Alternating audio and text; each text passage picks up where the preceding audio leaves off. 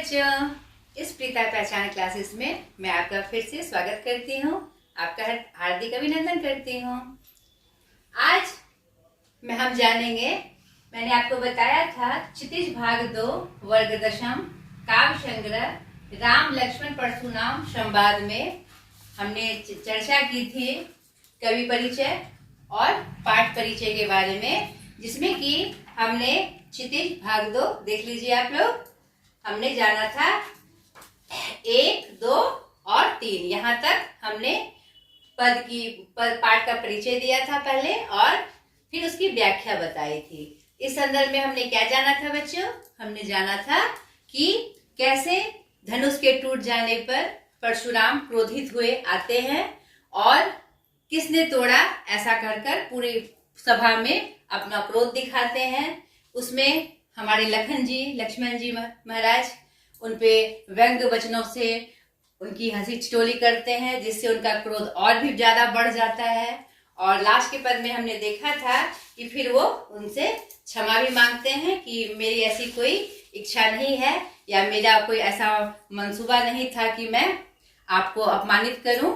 यहाँ तक कि हमने पद में देखा था, दोहा में देखा था कि लक्ष्मण जी कहते हैं कि मेरा ऐसा कोई मेरी कोई ऐसी मनसा नहीं थी कि मैं आपको अपमानित करूं। जो बिलो की अनुचित कहियो क्षमो महामुनि धीर, सुनी सरोस भृगवंश मणि बोले गिरा गंभीर। यहाँ पर अंत में लक्ष्मण जी को कहते हैं कि हे भृगुवंश के सूर्य, मेरी ऐसी कोई मनसा नहीं थी कि मैं आपको अपमानित करूं या आपको चिढ़ाऊं। तो अगर आपको लगता है कि मैंने ऐसी कोई गलती की है, मैंने ऐसे कोई शब्द कहे हैं, तो आप मुझे क्षमा करें, ठीक है। लेकिन इससे क्या होता है कि हमारे परशुराम जी का क्रोध घटता नहीं है, वो बढ़ता ही चला जाता है। आगे देखिए, इसी प्रसंग में और लक्ष्मण जी परशुराम जी के बीच मुख्यतः क्या संवाद होते हैं, ठीक है, और अंततः फिर कैसे राम जी द्वारा इनका निवारण होता है, ठीक है बच्चों। लक्ष्मण जी के क्षमा मांगने पर भी उनका क्रोध बढ़ता ही जाता है और वो विश्वामित्र जी, जो राम लक्ष्मण जी के गुरु थे, जिनके साथ राम लक्ष्मण जी उस स्वयंवर में आए थे, उन्हें संबोधित करते हुए परशुराम जी कहते हैं, कौसुक सुनहु मंद यहु बालकु, कुटिल कालवश निज कुल घालकु। हे विश्वामित्र, यह सुनिए, यह जो बालक है मंद बुद्धि का है, कुटिल है और काल के बस में है और यह अपने कुल के बारे में नहीं सोच रहा है। कहने का मतलब कि मैं समूल इनका नाश कर सकता हूँ, कुल के साथ मैं इसका नाश कर सकता हूँ, ऐसा इसको समझ में नहीं आ रहा है। क्रोध में आदमी क्या करता है ना, कुछ ज्यादा ही बोल जाता है। तो परशुराम जी की अवस्था ऐसी ही है अभी, वो क्रोध में कुछ ज्यादा बोल के सभा को संबोधित कर रहे हैं। भानुवंश राकेश कलंकु, निपट निरंकुश अवधु अशंकु। यह जो सूर्यवंशी में एक कलंक के समान है, चंद्रमा में कलंक के समान ये है। किसके बारे में बोल रहे हैं? परशुराम जी किसके बारे में बोल रहे हैं? लक्ष्मण जी के बारे में बोल रहे हैं, विश्वामित्र जी को संबोधित करते हुए कि यह सूर्यवंशी में चंद्रमा में कलंक के समान है और यह इसमें कपट भरा हुआ है, यह बिल्कुल निरंकुश है और इसमें थोड़ी सी भी शंका नहीं है। यानी कि लक्ष्मण जी के ठिठोली करने पर वो जो व्यंग्यवान के रूप में संवाद में जो परशुराम जी को करते हैं, तो गुस्से में वह ये सब बातें परशुराम जी लक्ष्मण जी के बारे में कह रहे हैं। काल कवलु होई छन माही, कहो पुकारी खोरी मोहि नाही। कह रहा है ये तुरंत ही काल कवलित हो जाएगा, मुझे एक क्षण भी नहीं लगेगा इसको मारने में, और इसको मुझे मेरे क्रोध के बारे में लगता है कि इसको अनुमान नहीं है जो ऐसी हरकत वो मेरे साथ कर रहा है। आगे देखिए क्या कह रहा है वो, तुम हट कहू जो चहु उबारा, कही प्रताप बल रोसु हमारा। सिर्फ मैं आपको जानकर इसके कुछ कह नहीं रहा हूँ और मैं कोई हरकत नहीं कर रहा हूँ और पूरा दुनिया जो है इस प्रताप को जान रहा है, ठीक है। अब उनके क्रोध को देखकर लक्ष्मण जी फिर कुछ मूड बनाते हैं। फिर कुछ व्यंग्यवान उनके मुख से परशुराम जी के प्रति निकलते हैं। वह थोड़ी सी शरारत उनके प्रति कर बैठते हैं। लखन कहियो मुनि सुजसु तुम्हारा, तुम ही अक्षत की बरने पारा। लखन लाल जी कहते हैं कि आपका जो सुयश है, आपके अलावे और कौन बखान कर सकता है, यानी कि आप ही काफी हैं अपना सुजस बखान करने के लिए। आप बार बार कह रहे हैं कि पूरी दुनिया जानती है कि मैं कैसा हूँ, कैसा सूरवीर हूँ, मैंने क्या क्या काम किए, तो कितने बड़े बड़े मैंने कृत्य किए। तो ये सब दुनिया क्या बताए, आप खुद ही बताने के लिए ये काफी है, क्योंकि बार बार आप खुद ही ये चीज का बखान कर रहे हैं। अपने मुँह तुम आपनी करनी, बार अनेक भांति बहुबरनी। आप अपने ही मुख से अपनी जितनी भी आपकी करनी है, आप अपना बखान अपने मुंह से करते जा रहे हैं और बार बार अपना वर्णन पूरी सभा में सुना रहे हैं। और किसी की क्या आवश्यकता है, यानी कि फिर से वह चुगलबाजी करके शरारत में वो परशुराम जी को बोल रहे हैं, जिससे क्या होता है, परशुराम जी का क्रोध बढ़ता ही चला जाता है। आगे देखिए, नहीं संतोष तब पुनि कछु कहो, जनि रिस रोग की दूसरा दुख सहो। कह रहे हैं और कुछ रह गया है, अगर संतोष नहीं है और कुछ कह दीजिए। बताइए, एक कोई आदमी जो क्रोध में हो और उससे अगर ऐसी बातें कही जाए, उसका क्रोध बढ़ेगा ही। तो यहाँ पर लक्ष्मण जी को शरारत में वो बार बार उनसे व्यंग वचन कह रहे हैं, अपने आप को कह रहे हैं जनि रिस रोग की दूसरा दुख सहो। क्यों अपने अंदर और बातें रख रहे हैं, और भी कह डालिए, और भी सारी बातें कह डालिए। दुख सहने की आवश्यकता नहीं है, अपने अंदर असंतोष नहीं रखना है कि मैंने ये बात नहीं कही। आपको जितनी बातें कहनी है सारी बातें कह दीजिए। लक्ष्मण जी हमारे इसे ऐसे करके परशुराम जी से संवाद कर रहे हैं। वीर व्रती तुम धीर अछोभा, गाड़ी देत न पावहु शोभा। आप तो वीर व्रती हैं, उनकी बड़ाई करते हुए कह रहे हैं आप तो वीर व्रती हैं, धीर हैं, और क्षोभ तो आपके मन में है ही नहीं, लेकिन आप गाली देते हुए शोभा नहीं पाते।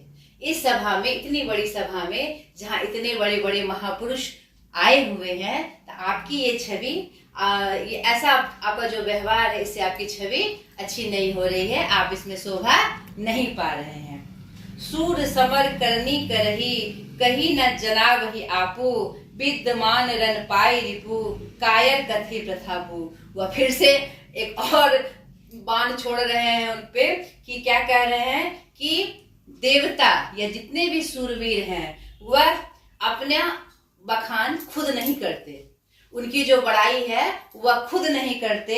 और रण में जब शत्रु एक दूसरे के आमने सामने होते हैं, तो वह अपना बखान करने से क्या होता है, उसका प्रताप, उसका यश कम हो जाता है। यानी कि फिर से वो ऐसी बातें कह रहे हैं जिनसे उनका क्रोध और बढ़ ही जाएगा। तो ऐसी बात लक्ष्मण जी परशुराम जी महाराज को कह रहे हैं कि देवता जो भी हैं, या जो भी जितने बड़े महापुरुष हैं या बड़े बड़े योद्धा हैं, वह अपने बारे में खुद नहीं जनाते, और शत्रु के बीच सामने जाने से, अपना बखान करने से क्या होता है, यश में कमी आती है। आगे देखिए फिर क्या प्रसंग चलता है। तुम तो काल हाकु जनु लावा, बार बार मोहि लागी बुलावा। आपको तो ऐसा लग, लक्ष्मण जी क्या कहते हैं, ऐसा लग रहा है आप बार बार काल को मेरे लिए हाँक कर बुला रहे हैं, यानी पुकार कर बुला रहे हैं।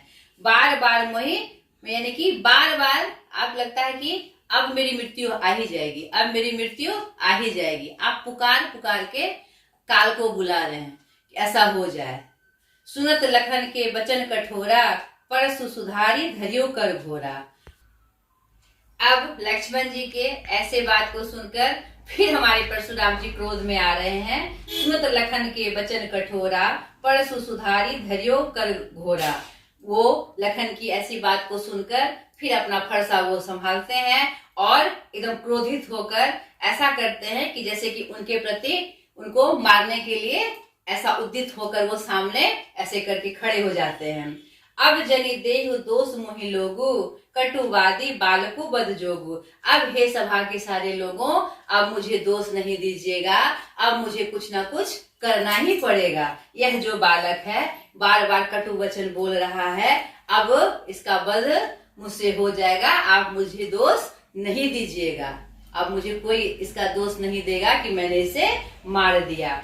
बाल बिलो की तुम बहुत मैं बांचा, अब यह उम्र निहार भा सांचा। मैंने बालक समझकर बार बार क्या किया, इसको बचाया। हर बार मैं ये सोच रहा हूँ कि अच्छा ये बालक है, बार बार मैं इस पे प्रहार नहीं कर रहा हूँ, लेकिन यह अब अपना सीमा को पार कर गया है। अब इसके गलती को मैं क्षमा नहीं करूंगा और मैं सच में इसे मार डालूंगा। यानी कि उनकी क्रोध ज्यादा बढ़ जाती है और लखन जी के वैसा बोलने पर कि बार बार आप मुझे काल के बस जो कह रहे हैं, काल को बुला रहे हैं, क्या मैं इतना छोटा योद्धा हूँ जो आप मुझे मार ही दीजिएगा। उनको ऐसा जो उन्होंने बोला ना, तो उनको बहुत ज्यादा गुस्सा आ गया। कौशिक कहा क्षमीय अपराधु, बाल दोष गुण गनहि न साधु। इसी बीच में बीच बचाव के लिए कौन आ जाते हैं, हमारे विश्वामित्र जी आ जाते हैं। वो कहते हैं कि क्षमा कर दीजिए, इस अपराध के लिए इसे क्षमा कर दीजिए।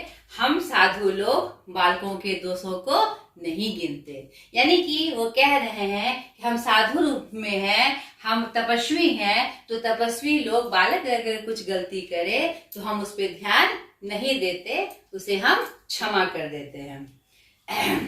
खर कुठार में अकरुण को ही, आगे अपराधी गुणद्रोही।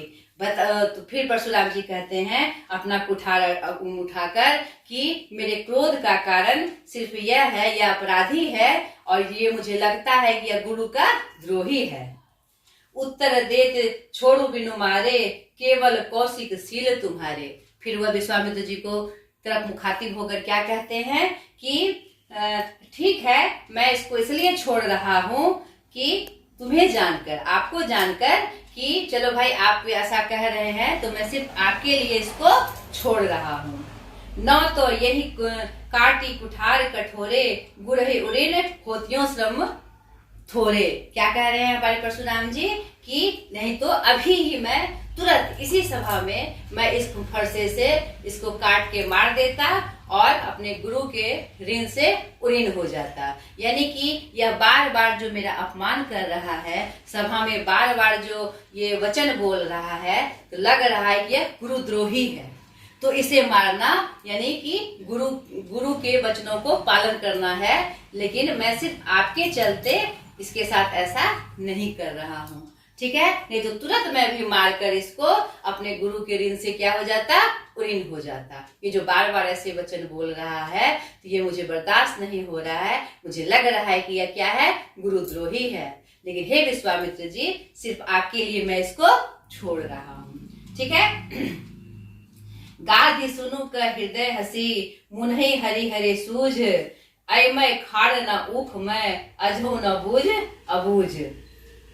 तो इसी बात को सुनकर विश्वामित्र जी मन ही मन मुस्कुरा रहे हैं और अपने मन में वह कह रहे हैं कि मुनि को हरा हरा सूझ रहा है, यानी परशुराम इसे बहुत हल्के में ले रहे हैं। राम लक्ष्मण जी को बहुत साधारण योद्धा समझ रहे हैं। यह कोई रस की खाड़ नहीं है। रस की खाड़ मतलब मीठी गोली नहीं है कि मुंह में लेकर इसको गला लो और खा लो। यह तो क्या है, कठोर वज्र है। ये दोनों क्या है, कठोर वज्र के समान है, जिसके सामने कोई टिक नहीं सकता। यानी ये ऐसे योद्धा है जिसके सामने कोई भी नहीं टिक सकता। लेकिन परशुराम जी शायद इसका अंदाजा नहीं लगा पा रहे हैं। तो सभा में जैसी परिस्थिति है, ये बोलना वो उचित नहीं समझते हैं, लेकिन मन ही मन वो ऐसा सोचकर मुस्कुरा रहे। कौन मुस्कुरा रहे हैं, विश्वामित्र जी, कि परशुराम जी साधारण समझने से उन्हें हरा हरा सूझ रहा है कि इसको तो मैं ऐसे फूंक मार के उड़ा दूंगा। लेकिन जो कि ऐसा नहीं है। उसी में उदाहरण स्वरूप वो कहते हैं ये रस का खाण समझ रहे हैं, इनको रस की गोली, मीठी गोली समझ रहे हैं, जो कि मुंह में लेके चिबा जाएंगे। लेकिन यह तो एक वज्र वाला योद्धा है, बड़ा योद्धा है। इसका अनुमान परशुराम जी नहीं लगा पा रहे हैं। ठीक है, आगे देखिए। कहियो लखन मुनि सील तुम्हारा, को नहीं जान विदित संसारा। जब ये बातें होती है, फिर लक्ष्मण जी थोड़े उग्र स्वभाव के हैं, पता है, और उन्हें थोड़ा सा भी बर्दाश्त नहीं होता है। अगर कुछ गलत हो तो वो थोड़ा सा भी बर्दाश्त नहीं कर सकते हैं। और ऐसी परिस्थिति हो गई है कि परशुराम जी, उन्हें लगता है कि बिना मतलब के ही वो हम पे चढ़कर हमारे बारे में बोल रहे हैं, तो वो बर्दाश्त नहीं कर पा रहे, बार बार उनका उत्तर दे रहे हैं। फिर उनके ये कहने पर फिर वो कह रहे हैं, कौन? लक्ष्मण जी महाराज, कहियो लखन मुनि सील तुम्हारा, को नहीं जान विदित संसारा। हे मुनि श्रेष्ठ, हे परशुराम जी महाराज, आपके सील को कौन नहीं जानता? आपके गुण को सभी लोग जान रहे, पूरा संसार आपके सील को जान रहा है, पूरा संसार जान रहा है आप किस तरह के हैं। माता पिता उड़िन भयनी के, अब फिर से वो व्यंग वचन चला रहे हैं। आप तो माता पिता के ऋण से उड़ीन हो चुके हैं। हे गुरु महाराज, आप तो माता पिता के ऋण से उड़ीन हो चुके हैं। गुरु ऋणु रहा सोचु बड़ जी के, लेकिन लगता है कि आपको गुरु का ऋण चुकाना बाकी है। यानी कि यहाँ पर वो अंदर से मतलब कि छिपित रूप में वो फिर से व्यंग कर रहे हैं, और बड़ा ही कुठार वाला व्यंग कर रहे हैं, जो कि फिर से परशुराम जी को क्रोध आना निश्चित है। क्या कह रहे हैं कि आपके सील को कौन नहीं जानता? पूरी दुनिया आपको जानती है। आप तो माता पिता के ऋण से भी उड़ीन हो चुके हैं, यानी कि कोई माता पिता का जितना कर्तव्य था आपने पूरा किया, पूरा संसार इसको जानता है। लेकिन लगता है कि आप गुरु दक्षिणा से, यानी गुरु के ऋण से आप उड़ीन नहीं हुए हैं। आपको गुरु को कुछ ना कुछ देना है, तो ये सोच रहे हैं, लगता है आप। और लगता है, आगे देखिए क्या कह रहे हैं, सो जनु हमें रही माथे काढ़ा, लगता है उसका चुकाया आप मुझसे करवाना चाहते हैं। यानी उनका जो ऋण है वो मेरे द्वारा आप चुकाना चाहते हैं, मुझे ऐसा लग रहा है। कौन कहते हैं ऐसी बात? लक्ष्मण जी महाराज कहते हैं। दिन चली गए ब्याज बढ़वाड़ा, फिर से एक व्यंग वचन डाल देते हैं। और दिन बहुत हो गया, बहुत दिन बीत गए, लगता है उसका ब्याज भी बढ़ गया है। यानी मूल पैसा तो है ही, लगता है ब्याज के साथ बढ़ते बढ़ते वह बड़ा रकम हो गया, बड़ी रकम हो गई है। यानी कुछ बड़ा आपको ऋण के रूप में गुरु को देना है, बड़ा कुछ देना है, जिसका आप किससे चाहते हैं? मुझसे चुकवाना चाहते हैं, मुझे ऐसा लग रहा है। वो व्यंग वचन में फिर से परशुराम जी को ऐसी बात कह देते हैं। अब आनिय व्यवहार या बोली, तुरंत देव में थैली खोली। फिर से एक बात कह देते हैं। क्या कह देते हैं? आप व्यवहारिक आदमी को बुलाइए, जो इन सब चीजों को जानते हैं, जो इसका ज्ञान जिसको है, उनको बुलाइए। तुरंत देव में थैली खोली, मैं अपनी थैली खोलकर तुरंत आपको दूंगा। आपको जितना हमसे लेना है, जितना हमसे चुकाना है, आप 4-5 लोगों को बुलाइए जिसका इसको ज्ञान हो कि कैसे क्या लिया दिया जाता है, कैसे लेन देन किया जाता है। आप उन लोगों को बुलाइए, मैं तुरंत थैली खोल के आपको देता हूँ। बताइए, लक्ष्मण जी के इस बात से हमारे परशुराम जी का क्रोध और कितना बढ़ेगा। लेकिन लक्ष्मण जी ये बात कह जाते हैं, संवाद रूप में सभा में ये बात कह जाते हैं। आगे देखिए इससे क्या होता है भाई। सुनी कटु वचन कुठार सुधारा, हाय हाय सब सभा पुकारा। इस कटु वचन को सुनकर वह फिर से कुल्हाड़ी हाथ में लेकर खड़े हो जाते हैं कि अब लक्ष्मण जी का हित नहीं है, अब इसका नाश होना ही है। लेकिन इसी बीच हाय हाय कहकर सभा पुकार उठती है कि नहीं नहीं नहीं, ऐसा नहीं होना चाहिए, यह स्वयंवर है। इतना अच्छा यहाँ पर स्वयंवर का कार्यक्रम चल रहा है, इस स्वयंवर के कार्यक्रम में ऐसा कोई गलत आचरण नहीं होना चाहिए। इसलिए हाय हाय करके सभा क्या होती है, खड़ी हो जाती है। भृगुवर परसु देखा बहु मोही, विप्र विचारी बचो नृपदोही। मिले न कबहु सुहट रन गाढ़े, द्विज देवता धरई के बाढ़े। अनुचित कही सब लोग पुकारे, रघुपति सरनई लखनऊ नेवारे। तो इस ऐसा हाय हाय करने के बाद विश्वामित्र जी कहते हैं हे भृगुवर, और लक्ष्मण जी भी कहते हैं कि भृगुवर आप मुझे परसा मत दिखाइए, और इस ऐसा विचार कर कि यह नृपदोही है। बार बार परशुराम जी उन्हें नृपदोही कहकर, यानी लक्ष्मण जी कहते हैं उनसे, बार बार जब परशुराम जी बहुत क्रोधित हो जाते हैं तो लक्ष्मण जी फिर से इसी बीच में जब हाय हाय कहकर कि ऐसा नहीं होना चाहिए, ऐसा नहीं होना चाहिए, लक्ष्मण जी को मौका मिल जाता है। वो फिर कहते हैं कि हे भृगुवंशी, हे भृगुकुल के श्रेष्ठ, आप बार बार मुझे यह फरसा मत दिखाइए, और आप कैसे हैं, आप जो राजाओं के द्रोही हैं, आप ऐसा नहीं करिए।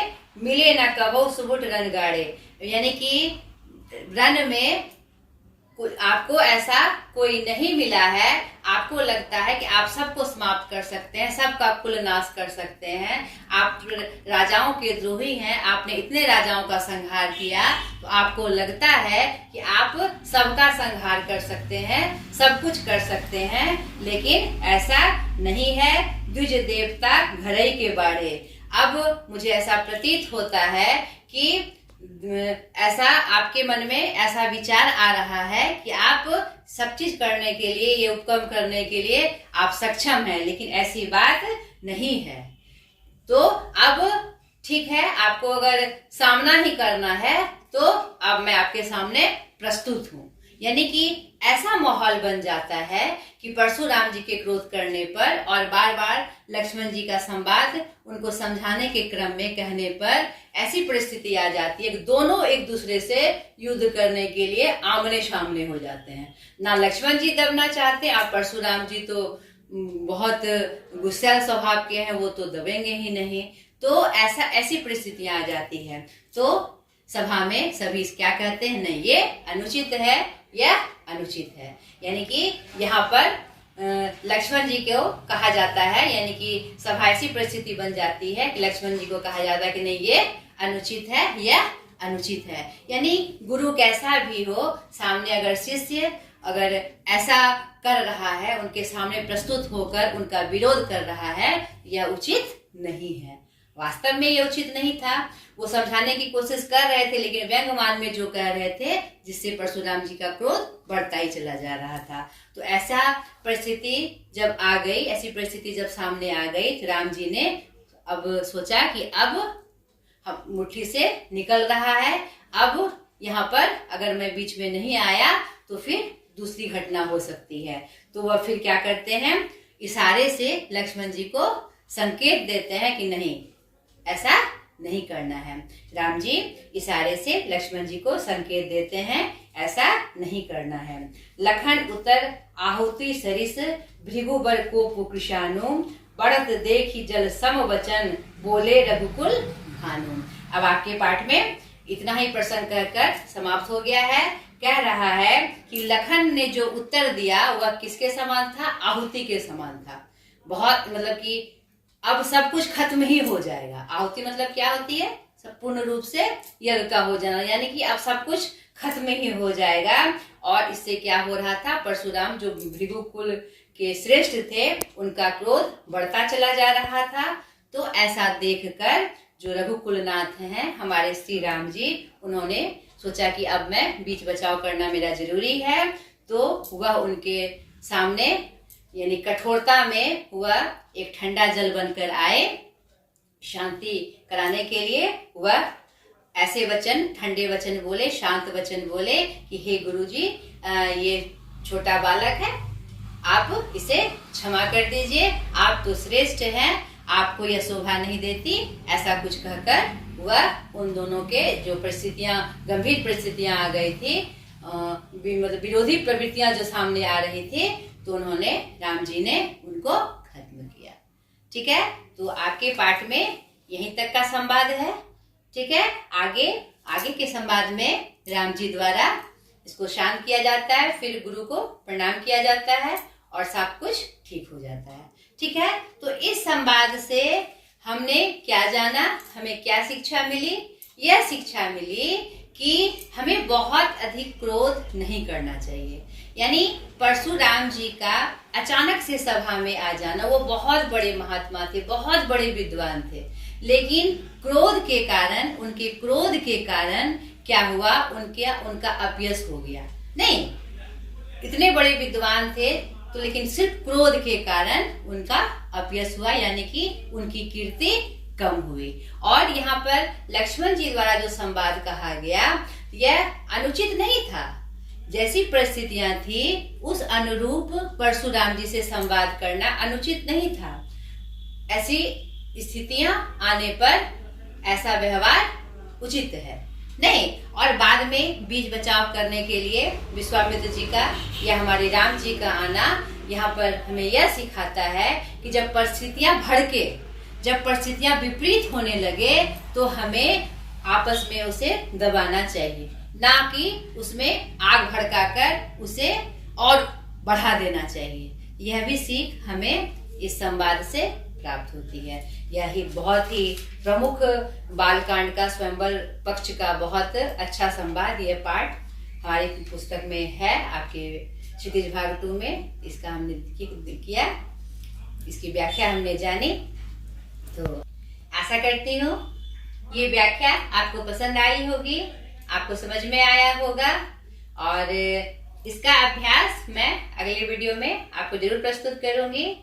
आपको जो समस्या होगी उसका निदान मैं लेके आऊंगी, और मुझे विश्वास है कि इस व्याख्या को सुनकर आपको सब कुछ स्पष्ट हो गया होगा। नहीं हुआ होगा बच्चों? तो ठीक है, आज तक के लिए इतना ही। मैं पुनः आपसे आग्रह करती हूँ कि इस पहचान क्लास में मेरी पहचान आगे बढ़ाने के लिए मेरे चैनल को सब्सक्राइब करें। व्यूज तो आते हैं लेकिन सब्सक्रिप्शन नहीं आता है, तो प्लीज मुझे सब्सक्राइब करें और मेरी पहचान को आगे बढ़ाएं। ठीक है बच्चों, बाय।